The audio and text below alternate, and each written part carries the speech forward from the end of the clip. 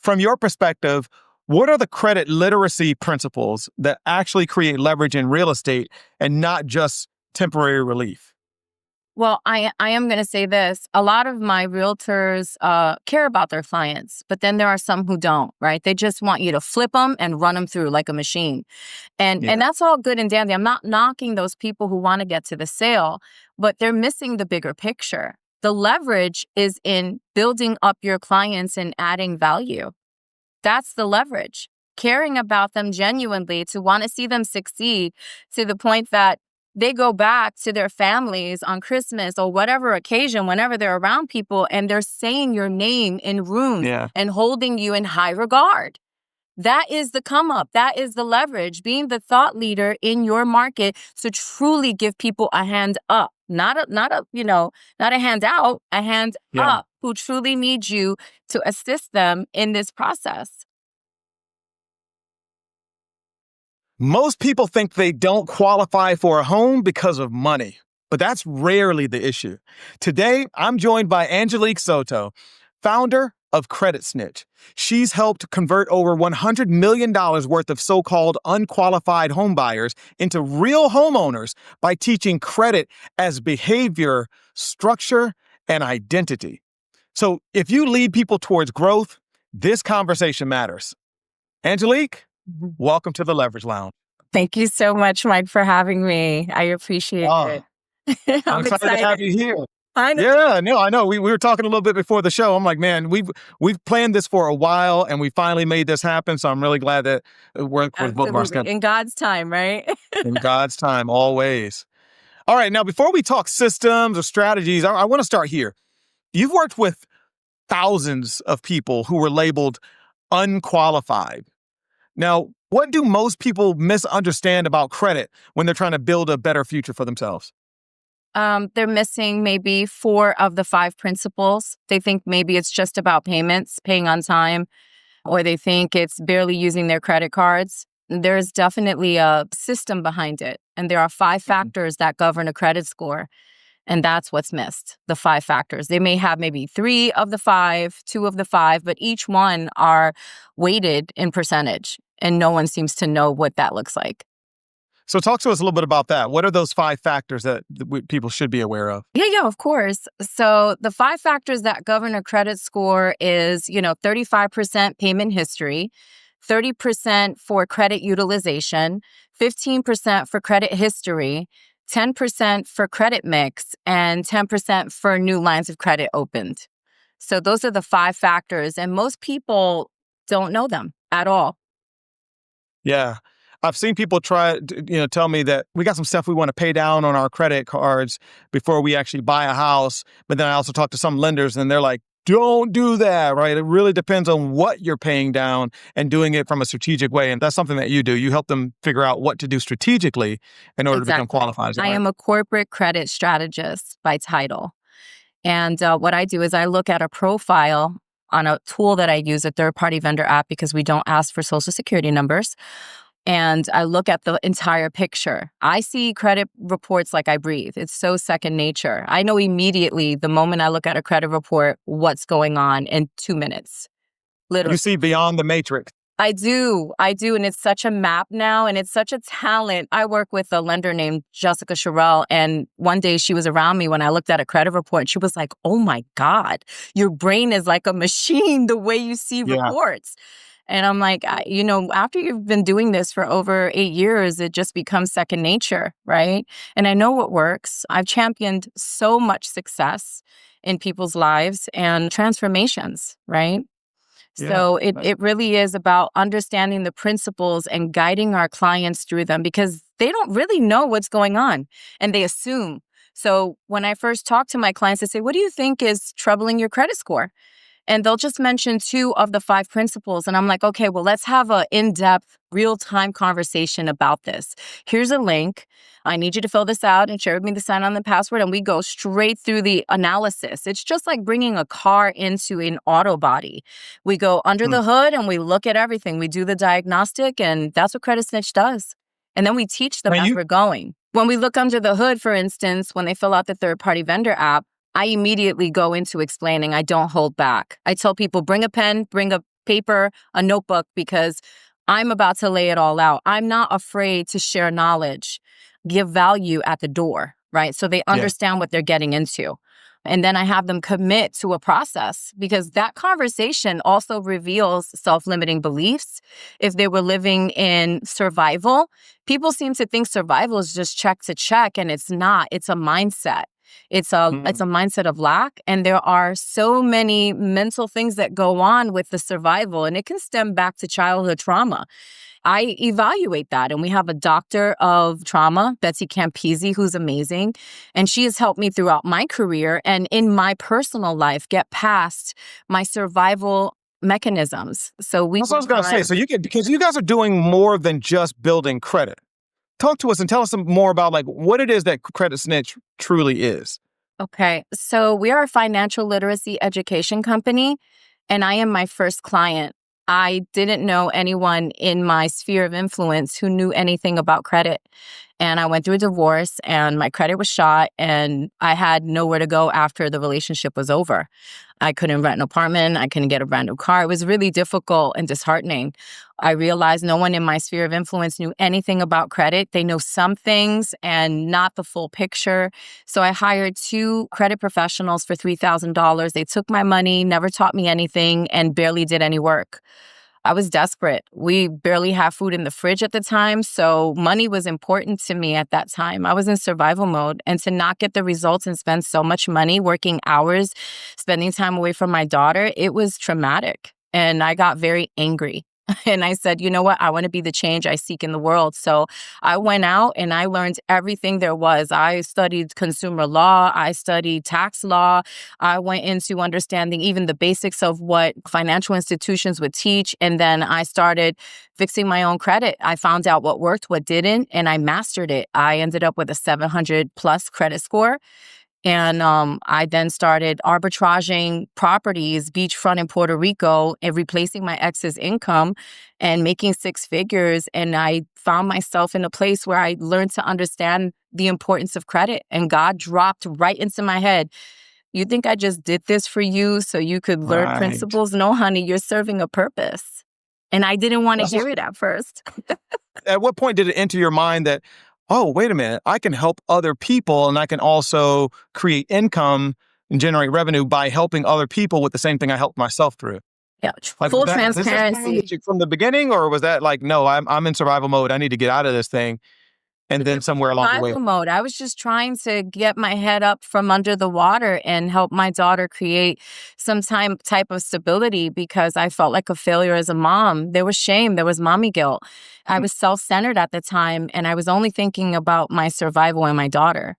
So when all of that happened and I was able to sit down for a moment and connect with myself, I heard God tell me, you know, what you did is beyond what you're understanding. You need to serve others. And then my family started watching me on social media and Instagram and friends, and they saw me doing Airbnb and living a very different life. I was going through my healing while I was transforming my credit. So you could see me glowing and finding Yeah. myself. It was Yeah. tremendous. Was it hard for some people to come along that journey with you when they Oh, recognize yeah. you acting different, you talking Oh, different, oh, you're yeah. not the same, and you're like, no, I'm not the same. I lost, like, family members changed on me that I never thought would have. People would only call me when they needed stuff, never just to see if I was okay.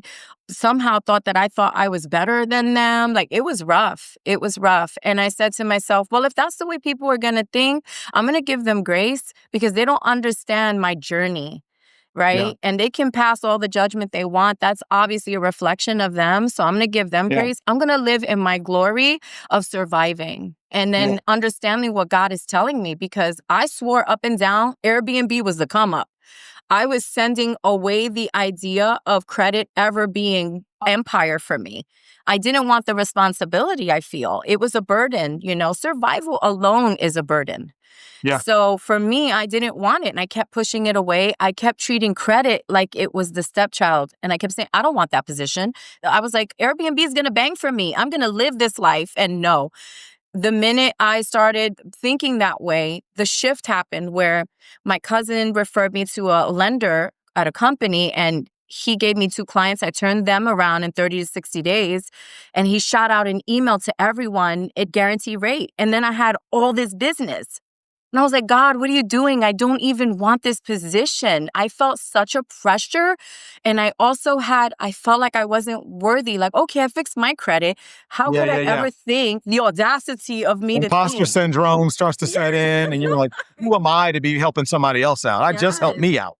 Yeah. Yes. And I got very overwhelmed. I was like, I just want to live a simple life where I'm taking care of me and my daughter. And I just kept feeling that voice and that, I guess, that pressure to step up and be something more than I wanted to be. I wanted to stay complacent and just safe, right? Safe was the idea because I was in survival, but God wanted to stretch me. It's clear.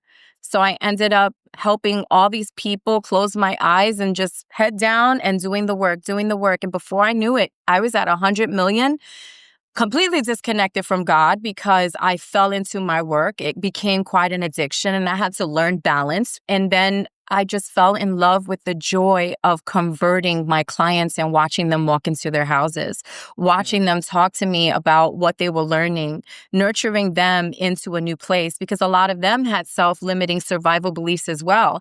Bringing Betsy in to talk with my clients, learning the tools, encouraging them, being their cheerleader, championing their success. There was so much involved, but I built relationships with every single one of my clients who have referred 5 or more clients to me in my business moving forward. We don't even need to look for leads. It just Wow. comes. Good word of mouth. Wow.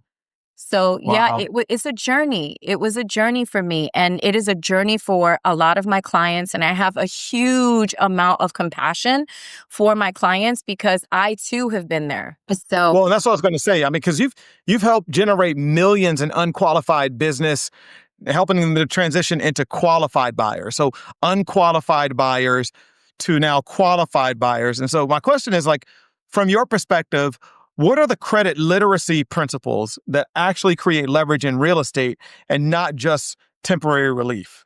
I can tell you as a real estate professional, I've attempted to help many people who did not have, stellar credit in order to get to where we needed them to go. And I've sent them to various credit companies to help them get started. And it kind of goes into this black hole, right? Like you send them to this credit repair company and maybe sometimes you get updates and sometimes you don't, but maybe because the process takes so long.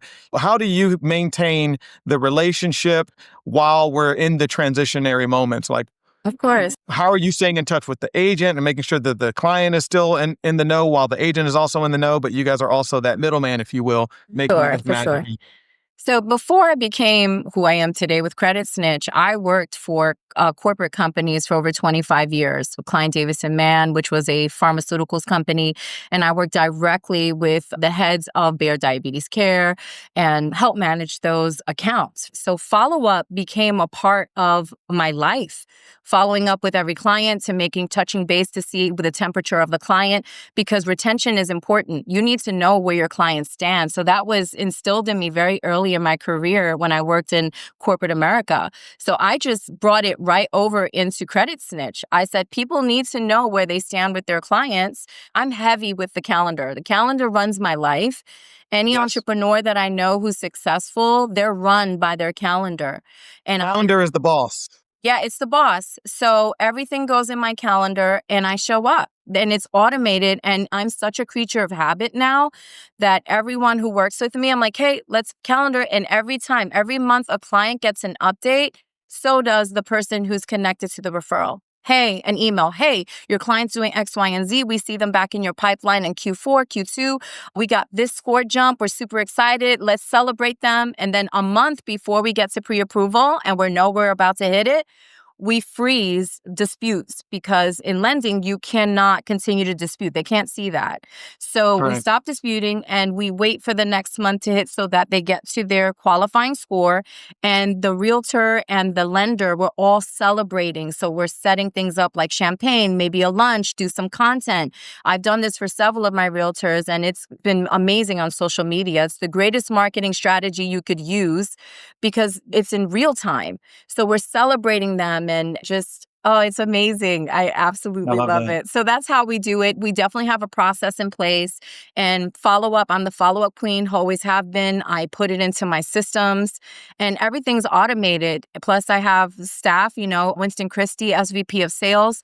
There's so many people here who are truly championing the success. And not everyone bats at 100, but we have to have grace for one another. And we Yeah. fix as we go, as any business does as we're growing. Yeah. So we Yeah. do our best to make sure everyone is in the know, and calendar is it. I love that. And so what's usually the first behavior that has to change before a credit score ever does? The client has to be willing to participate. I make them sign an agreement saying that they're not going to self-sabotage, get in my way if they're having any ideas, any negative thoughts, any impulses, anything regarding credit. I need them to have a conversation with me. I need them to immediately book my calendar, which is with Calendly. They can do it at 2, 3 in the morning if they're Mm. mentally, just experiencing whatever thoughts. They book, I show up, we have that conversation. And I let them know old habits die hard. It's Yeah. our responsibility to be supportive of one another and figure out how can we get past this obstacle, and budgets, right? Whenever a client starts with me, the first conversation we have during onboarding is, do you have a budget at home? No, I don't have a budget. Okay, this is where we need to start because it's the foundation of being successful. If you do not have a healthy budget where you see what's coming in and what's going out, how can you manage a late payment? One late Yeah. payment will sink a credit score up to 120 points. We have to set them up for success. This isn't just about fixing and disputing. And no, it's about the whole holistic package of the human being who is involved in this process and journey. And you're And that's teaching how the things go. mindset, you're teaching the behavior because even after they get the house, you want them to be able to maintain this great credit, right? Yeah. Transformation. This is financial transformation and brainwashing about finances at its finest. And it takes time. It's not like they leave us in 6 months and they got it all together. No, but habits started in the beginning. And if you ever read Habits of Highly Effective People, which I have my clients read, you break habits in a certain amount of time and you build habits in a certain amount of time. And we keep Yeah. them on track. And I love that. I automate anything I can because I am a creature of habit and anyone can become that if you put it in Yeah. place. That's good. Yeah. Yeah. Now, a big part of your work is partnering with real estate agents and lenders, right? Correct. Correct. Walk me through how Credit Snitch integrates into their process. Like, what changes when credit education becomes part of the pipeline instead of an afterthought? Absolutely. So we are the home buying success team. And the way we approach clients, well, our realtors, we say, hey, we really want you to be on top of the approval process with your clients. The minute they get that decline, they were not approved, we need to go into resolution mode immediately.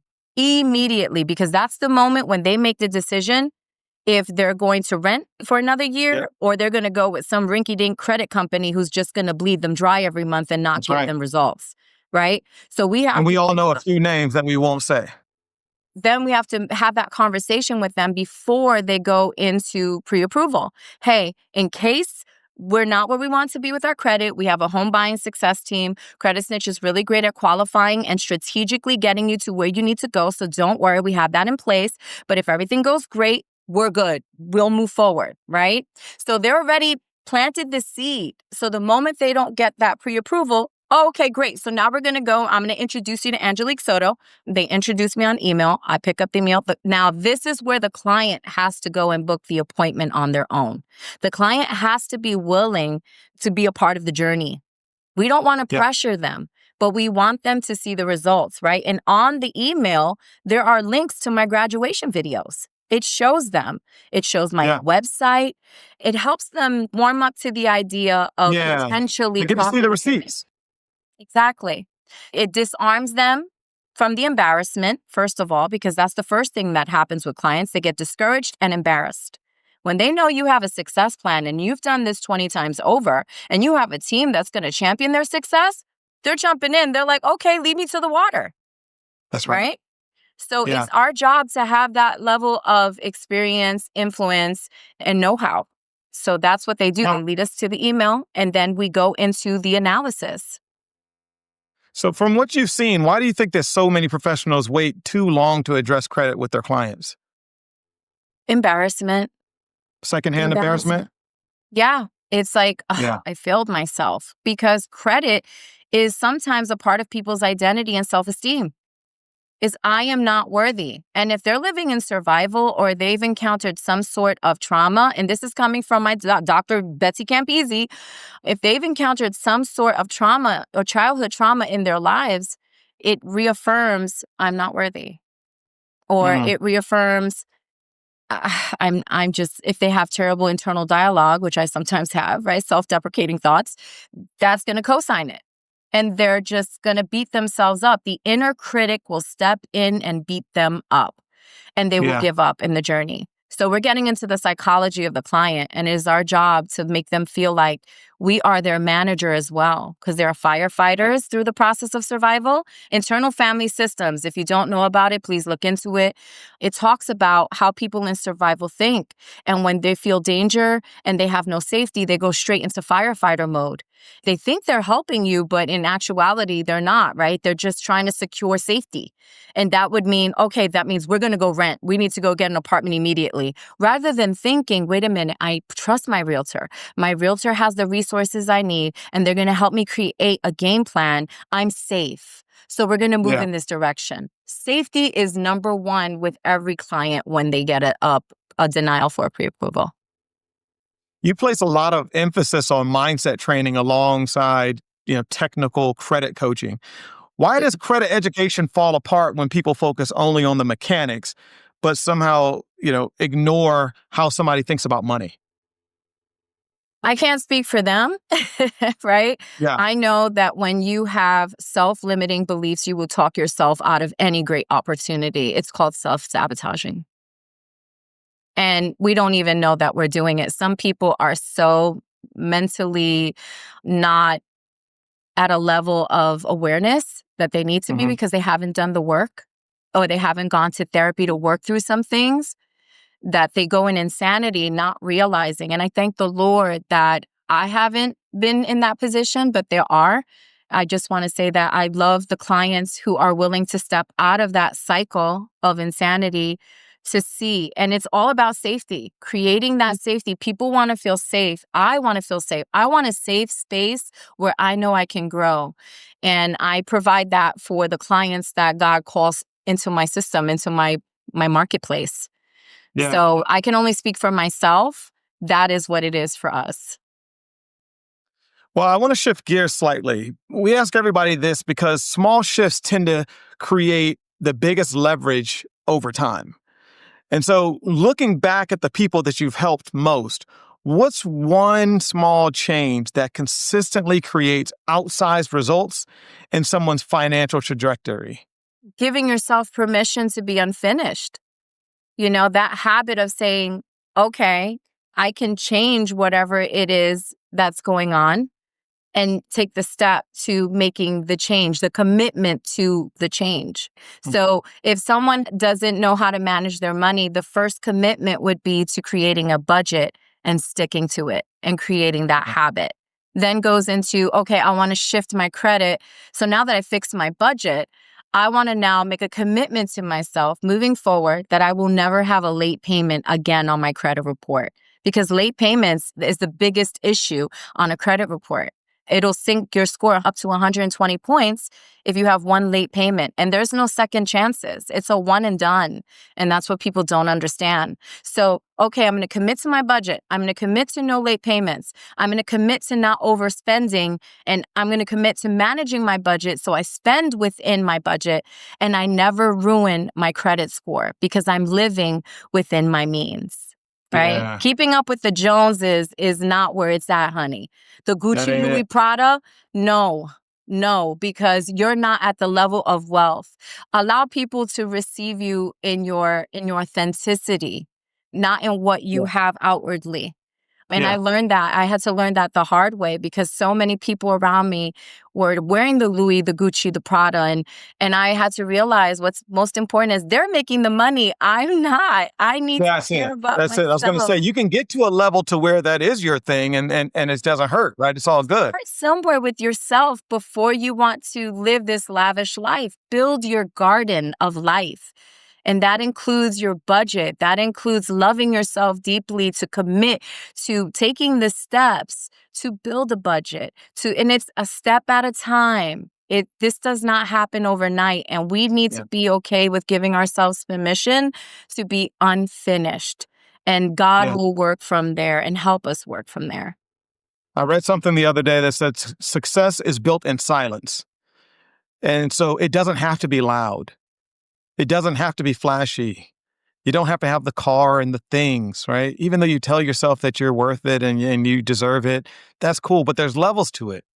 And so if you can find the financial peace in building yourself from ground zero to at least that level one, then the level two and Yeah. start leveling up. And I think One you step at a mentioned something a time. little bit earlier. Yeah, one step at a time. But I think it's important for people to understand that what they're stepping towards, like I said, it's bigger than just buying the house. Yes, the house you might be breaking a generational curse, being the first person in your family to have ever bought a home versus just renting, right? So You're yes, that could actually be a step.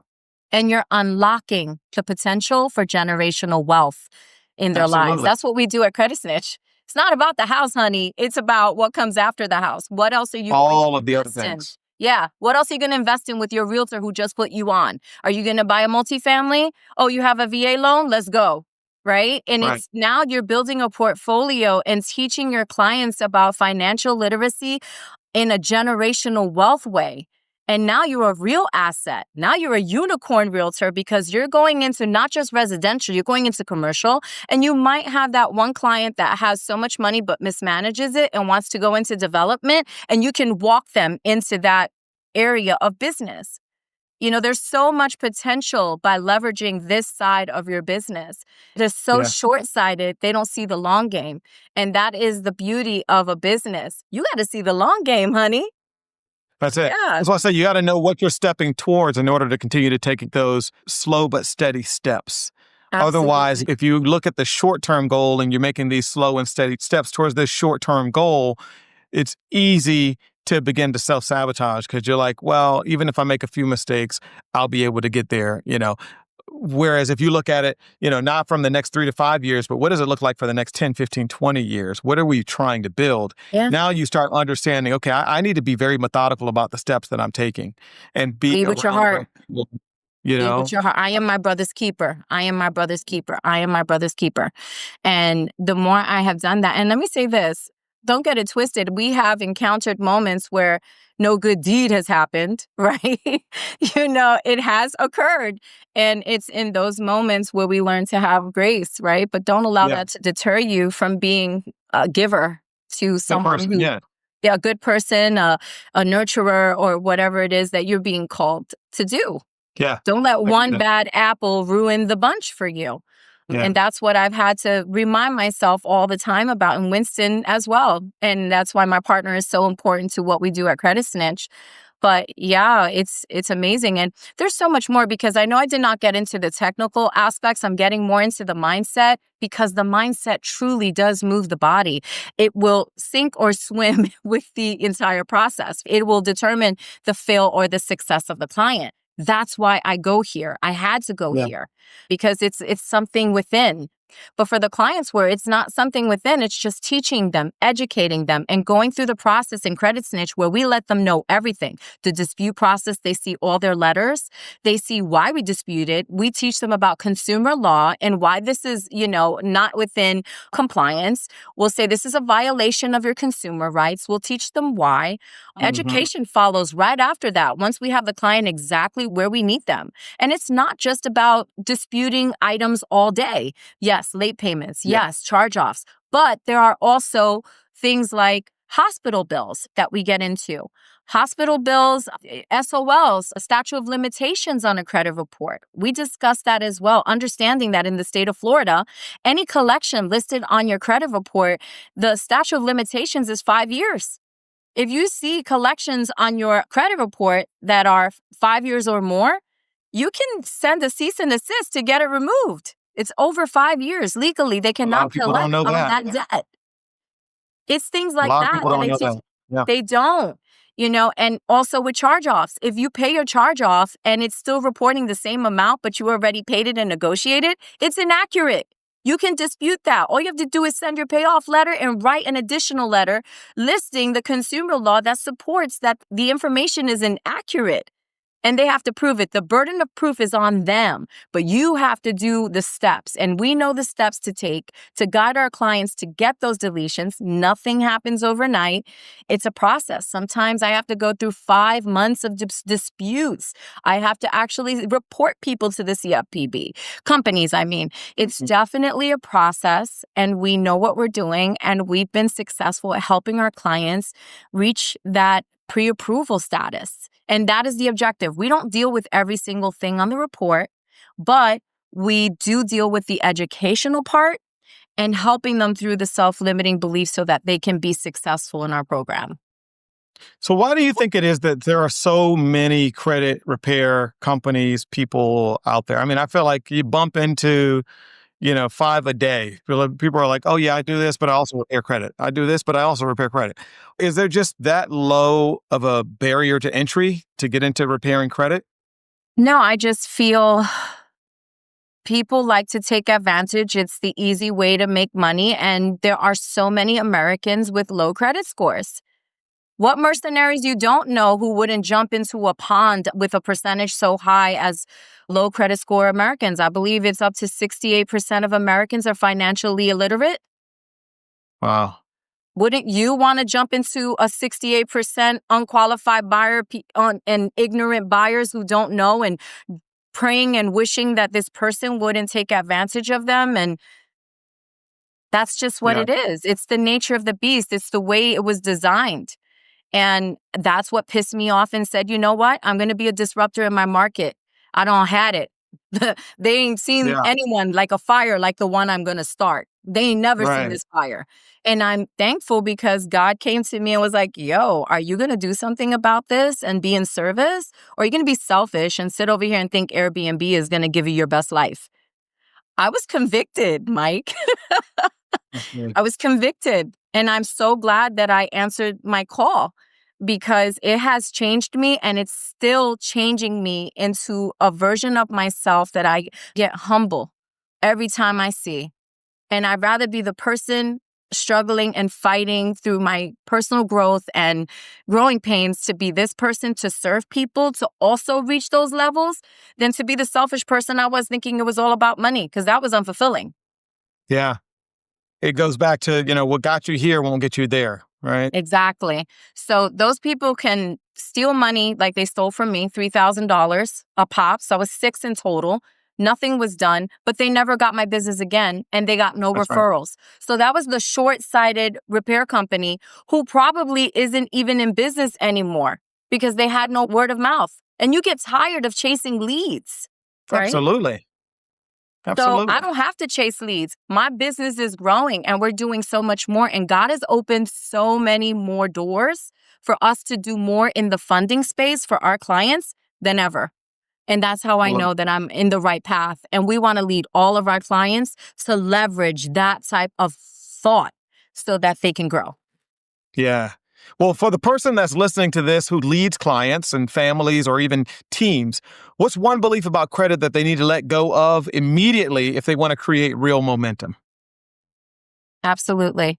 And I want to say one other thing, not knowing everything. I feel like a lot of my clients felt like they knew what was going on in the credit space, and they didn't. They didn't know what was going on in the credit space, and they thought they did. I don't know it all. That like having that I don't know it all, and I'm willing to accept the help. I think that's also important. Show us some receipts. Tell us about at least one client that you are extremely proud of. Tell us that story. I had one client named, well, I don't want to say her name, but she was amazing. She would pray all the time. She would take her prayers to her prayer group, and she had the fastest results I ever saw. Her faith pushed that pre-approval in 60 days, and she had more than most of my Wow. clients had on their credit reports. They were just falling off. And all I could say was, oh my goodness. And she walked into her pre-approval in 60 days and we were screaming and crying. It was the best experience ever. But you have to have an open mind. You have to be willing. You have to have that perseverance attitude. We're pushing forward because it is a racket. And that's what a lot of people don't realize either. But it becomes even more so when you don't know the rules. So learn the rules and let's play the game. I tell people, your credit is not who you are. It just shows something that happened along the way, right? A lot of people take on this identity of bad credit, bad person. Yeah. Right. Bad credit, ignorant A reflection person. of their Good self-esteem. credit, better than everybody else, right?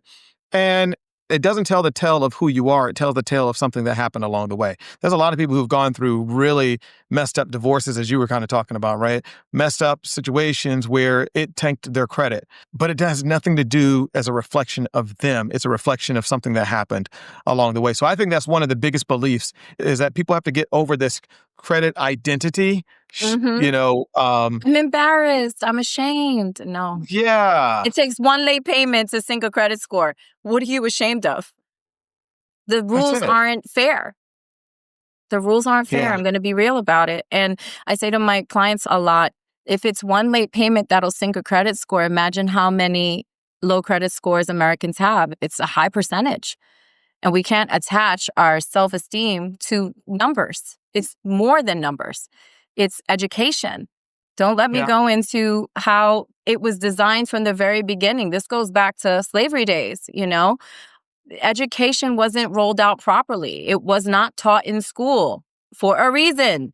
So it's our responsibility to teach our children, to get involved in financial literacy, to become stronger in discussing financial literacy in our homes. And I say this to my clients all the time as well.